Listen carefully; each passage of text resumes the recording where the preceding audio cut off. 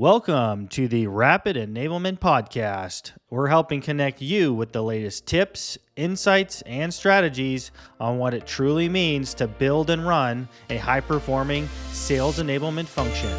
Let's dive right in.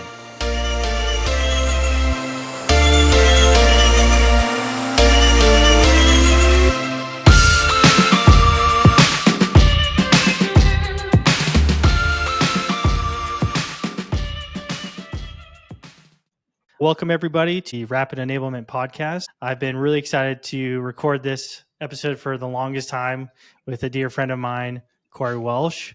To give you a quick background, she spent just over, it's 10 years now, right? Almost 10 years. Yes, coming up in 2 weeks. At LinkedIn, started off in customer education, rose up in the ranks there, moved into customer success, continuing to crush it. Then she moved into sales performance, and then finally continues to rise in both go-to-market enablement, and currently she's the inspiration lead for Women at LinkedIn, which is a group of over 175 employees, a wealth of knowledge, and someone that I consider inspiring when I think of people that exude energy and someone that you want to be around that supports you. That's Cory. So really excited to have you today, Cory. Thank you. That is such a kind intro, and I appreciate it because that's all I want to do in life is if I can inspire one person or one, partner, then my day's work is done. So happy to share whatever I can. So Cory, I know I went over a brief history, but I think it'd be great to hear from you. Maybe you could start us off by walking through your career journey and where you are, how you got to where you are today. Yes, I'd be happy to. So I was recently remembering the moment I realized I wanted to go into training or enablement. And it started back when I was in high school and I didn't know what I wanted to do yet as a career, but I did work a lot of retail and customer service jobs. So when I was 18, I was employed at a brand new restaurant that was opening in my town, which was a pretty small suburb in Southern California. So we were very excited that they were bringing to us a national chain Islands restaurant. And I had the most fabulous onboarding that was very immersive. We had to take a quiz on the menu and we had a practice, what you might call nowadays like a role play or a mock customer scenario where we got to invite our families to the restaurant. And I remember thinking, this is such a cool way to learn and practice. I want to go into training someday and lead the orientation for new waitresses. But what ended up getting me to LinkedIn was my career started at Apple, which was all thanks to the college and career fair at my university. And I did customer service there. Actually completed a leadership development program, which led you to rotations where I learned technical support. I learned sales. I learned a really great customer service methodology. And after 2 years at Apple, I realized that, I wanted to help further tech companies with very mission-driven objectives and visions. And I did love, though, helping people learn and maximize their technology by doing that. So I ended up having a friend refer me to LinkedIn after Apple in 2014. And my friend was actually also named Taylor. So he changed my life and my career trajectory. And I moved from LA to San Francisco at that time. And I worked in, like you said, customer education, which I thought was, the best job in the company, secret best job in the world, getting to just help customers learn how to use this software they had bought. And I was helping recruiters primarily, so talent acquisition professionals, maximize our LinkedIn B2B software. But over time, that role evolved and I, transitioned into customer success. And I realized in customer success that I really loved helping sales partners just as much as I loved helping customers. And I thought, what if there's a full-time career in that, just helping sales be more effective at, positioning our value or mitigating churn risk and just being better consultants. And so I actually did a little, not even a hiatus, but I took a detour in that career path in 2017. And I applied to work overseas because I really wanted to broaden my horizons, literally and figuratively. And I had never studied abroad in college, but I started researching where I could work abroad instead. And great news is that LinkedIn was really expanding, particularly in our Asia Pacific market. And we had acquired a company that had an office in Sydney. So I ended up pursuing a role and getting that role in Sydney, Australia, which was the best thing that could have happened to me because it rounded out my understanding of our customers and it led me to the first ever sales performance job, which was open in, 2019. So that's when in Australia, down under, I became a sales performance consultant. And the rest is history. I loved doing enablement. And Simba is also passionate about enablement, as you can see. So forgive the cameo, my new coworker, but that really exposed me to sales methodology to sales onboarding to a little bit of sales coaching. I got to work with managers, and I realized I also loved in particular working with new hires that were coming to the company. So it was that full circle moment ever since my onboarding at Islands Restaurant. And I joined the onboarding team around the time that I moved back to the States. So in light of the pandemic, I realized I didn't want to be so far from family, and I moved to California, particularly our LinkedIn Carpinteria office, and then joined our North America onboarding team, which is where I've been for the last 2 years. I think that's it. That's Wow, the summary. that's really exciting. It just sounds like you've taken so many great leaps in your career and continue to rise and find success. Now, the topic of today is, transitioning into sales enablement, career tips. Maybe you could focus a little bit on how did you make the switch specifically to sales enablement? Great question. So the first thing I can reflect on now is that it was a long game. So I started becoming interested in sales enablement probably back in 2015 after I had joined LinkedIn. And as you may well notice from my career story, I hadn't actually worked in sales with like a B2B quota in my past. But what I had done was I had worked really closely with sales and multiple segments of customers in my first 3 years as, a customer success manager and a customer education consultant. So the first thing I did was I started talking to our sales enablement team. At the time, we were called sales effectiveness. And I would just talk to anyone I met about how I would love to be in that role someday. And I wanted to learn more about, what it takes to be a learning and development like practitioner. So the first thing I would say is like, don't be afraid to state that intent. And then I actually pursued a role that was open. The first time was in, 2018. And what I did was to prepare for that role, I did a lot of the kind of self-education on learning pedagogy. So I watched LinkedIn learning courses and I read articles about like, what is sales training? How do you design sales training? That was super invaluable.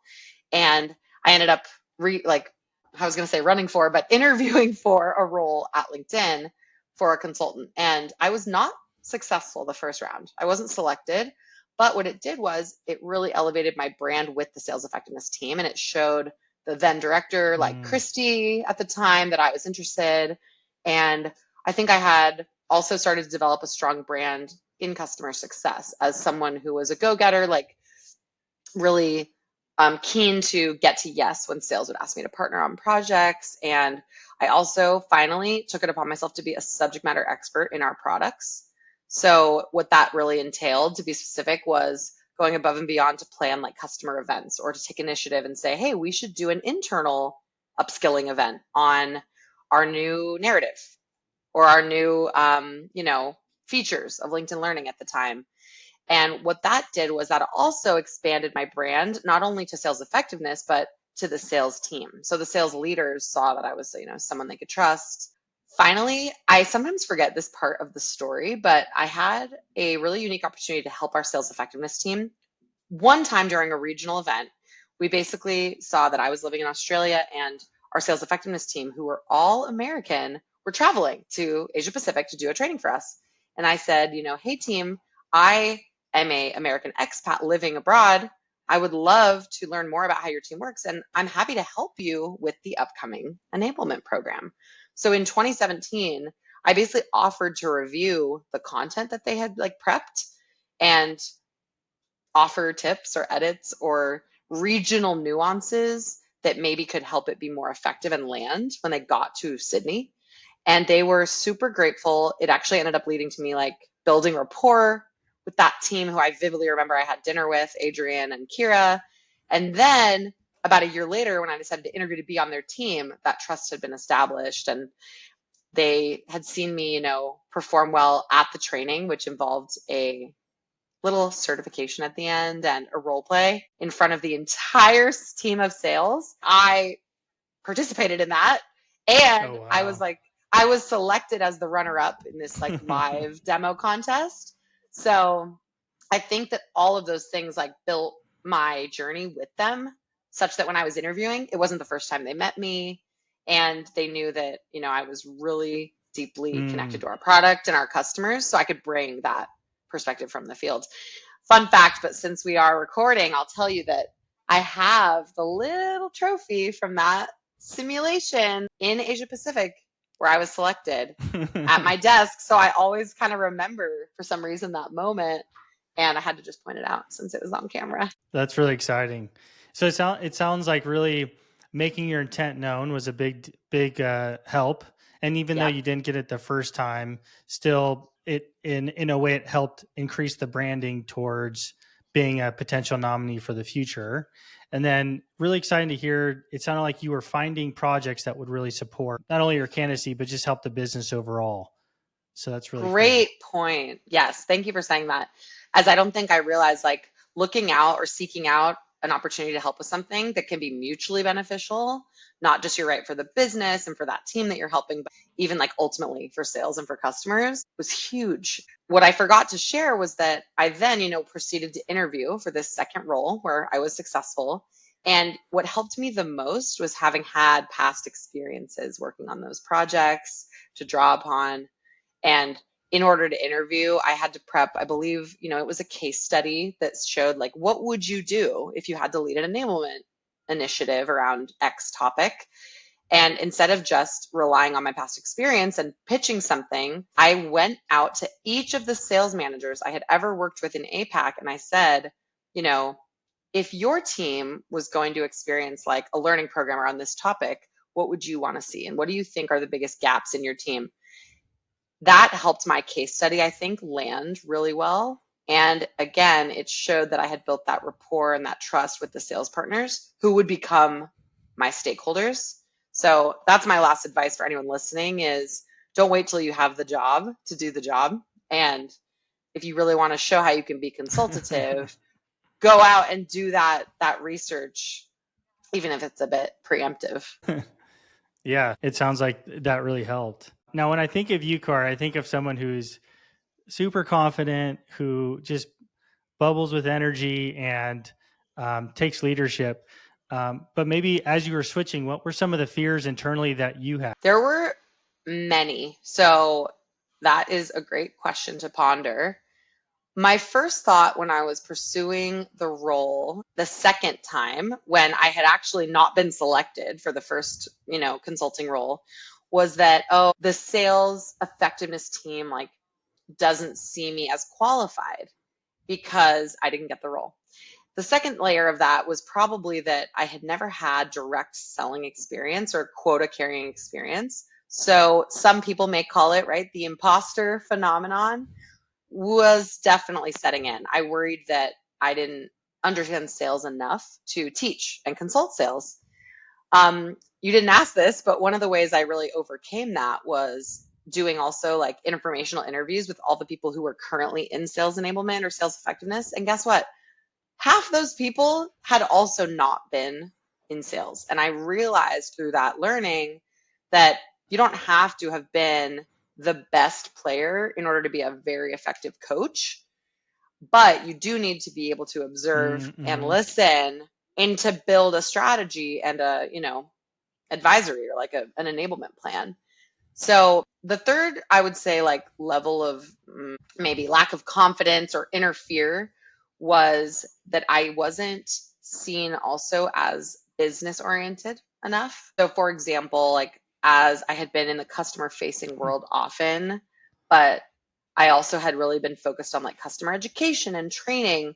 I didn't have the deep business acumen that some of our more sophisticated sellers have. Now I look back and realize. So for instance, I didn't know everything about how to read like a profit and loss report or a company's projections and then make a business hypothesis about what was going to happen. And all that did was reveal to me where I needed to lean in and learn more, but also acknowledge my maybe experience gaps. And by owning that, I think I was actually able to position myself as even more strategic and proactive.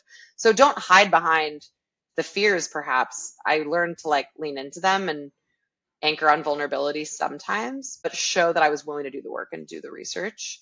And I think that, yeah, that was one of the key pillars or like skills that I didn't know was important and ended up being very critical to that first role as a sales performance consultant. Wow. And I'm curious because that's really interesting with the business acumen piece. How did you go about getting that for those that might also either not have sales experience or little sales experience and want to go in enablement? Were you talking to the sales managers internally, the sellers? How did you go Mm. about doing that? So the first way that I tried to dive in, and to be honest, it took me, I think, a few months of trying, was to lean in with the sales managers in particular and not only talk to them one on one, but attend the sales and forecasting meetings. So if you think out, like zoom out from a Oh, sales career, I had never attended a forecast meeting. I didn't know what sales managers necessarily talk about when they look at a team wide level at what's in the pipeline, what's projected to close, what is projected to churn. And I say all that now. So if you're thinking as a listener, I don't know what Cory's talking about, that's completely okay. In customer success at the time in 2017, that wasn't as emphasized for us to follow. Now, I think a lot of customer success professionals are also being encouraged to be more revenue minded and commercially minded. So, attend the sales leadership meeting and attend the weekly forecast meeting. Even if you just say that you want to be a fly on the wall, that's what helped me understand like the lingo. And secondly, is it helped me understand where our mm, teams were falling down or struggling the most. Because I could have had a perception from our quarterly results, but just the numbers alone don't tell the full story of like, why aren't we getting those deals? Or why are customers saying no to this product? So then the third tip I would have is having very intentional learning sessions is completely okay. And I think will make all of us look good. For instance, I met with someone in sales ops and I said, can you teach me how you guys build the quotas? Because sales operations or revenue operations, sometimes it's called, has this gigantic algorithm for how they put together projections and both like previous year results and future projections feed into that. I needed to learn that from someone. So I went to a friend who was sitting in the office near me and I could talk to her about it and not feel self-conscious of asking silly questions. But I also met with sales managers and I said, to my friend and ally in this journey, his name's Michael McGraw. I said, would you mind sitting me down and showing me like how do you look at your team's results? How do you check week over week how your team is pacing? And that manager, I would say, made the biggest impact on my understanding of our business acumen. So it doesn't have to be anything academic. It could just be sitting down with one person. There's also LinkedIn learning courses about business acumen that I highly recommend. So maybe we'll include a link in the notes of this episode. yeah, we have to. Shameless plug. We Right. need to definitely get LinkedIn in there. Yes. And when you look at, over the past 10 years now as a leader in sales enablement, sales performance, what do you think about the skills that maybe helped you or what served you the most to move into sales enablement? Great thought. Beyond business acumen. I once thought about this actually in the context of getting promoted as well. Like I spoke to my own leaders about what do I need to do and what do I need to master in order to be ready for the next level of this role. So for instance, at my company, it was a sales performance consultant and I wanted to be promoted to a senior sales performance consultant. But if you're just looking to get into the role as well, I think there are three like categories or subsets of skills you have to have a foundation on. So the first is honestly learning design and adult learning theory. What Mm, that could look like maybe will be at different altitudes depending on your job requirements. But for instance, I had to learn a little bit of instructional design in order to be an effective performance consultant because I had to build trainings at times. And some companies or like scaled organizations, you won't have to build. You'll work with a professional instructional designer, and your job will just be to conceptually come up with an idea for training. However, leaning in and doing a workshop on like how to use Adobe's program Articulate really took me I would say, to a new level of not only being able to like get scrappy and build an online e-learning, but it helped me consult on like what would be more effective and on like the next program that I had to advise on. So whether Hmm. that's mind tickle or articulate, just get your hands dirty and like don't be afraid to learn some tools. I find also that's a really common requirement for most jobs now that are posted in enablement. And then the second skill set that was probably the Right. most, you know, most prominent or prevalent in my three roles in enablement was project management. So at a high level, the ability to learn and know like the 6 Ds, we call them at LinkedIn, from design, deliver, and so forth. I definitely had to iron out because I had never been a project manager before. So there was a huge element of like putting together program requirements, learning the objectives and considerations, learning the dependencies on that program or risks, and then building and managing to a project plan. Yeah, that was a big part of my job in, I would say, like the third, fourth, and fifth years of my enablement roles, because you're always orchestrating so many stakeholders, right? You're getting salespeople, you're probably getting product marketing, you're getting, coordinators and schedulers to help you put together an event. And I had to use my project management or program management expertise to make those things happen. And I think that's what helped me get promoted as well, because showing that you can move the ball on an initiative that someone wants to bring to life really requires that. Like, action orientation, attention to detail, organizational skills broadly can't be like understated. And then since I promised three, I'll just add like the cherry on top to that was what some people call stakeholder management, like consulting, knowing how to build a rapport with someone Mm. who's usually really busy, like a sales leader or a VP. You have to really be able to like do deep discovery and understand their objectives, just like we do with customers when we're in sales. You have to be able to, build rapport and understand their objectives, build a business case for your training program and like articulate why it's going to help them, what's in it for them. That was the hardest part of the job for me coming in. So anything you can do early on to develop rapport with your stakeholder or your customer, I would say lean into that, because when I was, again, a customer success manager, I used a lot of these same skills. You've just become a customer success partner to someone internal instead of external. So I always recommend that to people, especially who are CSMs looking to turn inward toward enablement or an internal role. Did that answer your question, Taylor? That was a lot.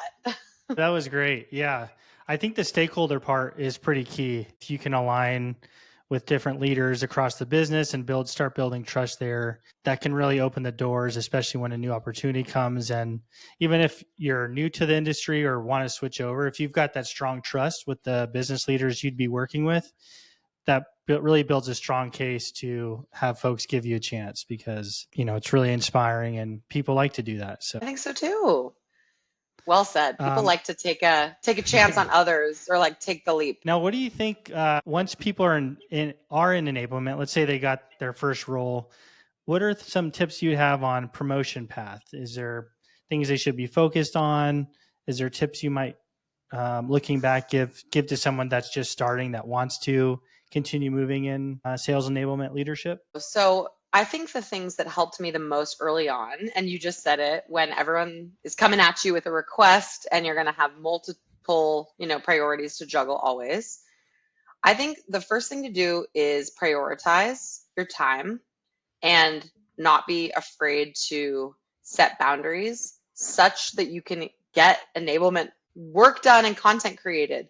So, for example, what that might mean is, having one day a week where you don't have meetings with your stakeholders and you get everything done so that you're, delivering on your deadlines and building that trust. But secondly, I would prioritize actually investing time with your stakeholders. So, when you build that rapport I mentioned with your VP of sales, they're going to be the person who really helps determine your promotion, or if you ever want to move into like an enablement leadership role. Let's say you want to be a manager of enablement professionals. I have found like the number one criteria for that is strong stakeholder advocacy and partnerships. So your most important person is your customer, which usually is your head of sales or sales leader. And then third, I also remember considering that there's so many different topics you can focus on in enablement.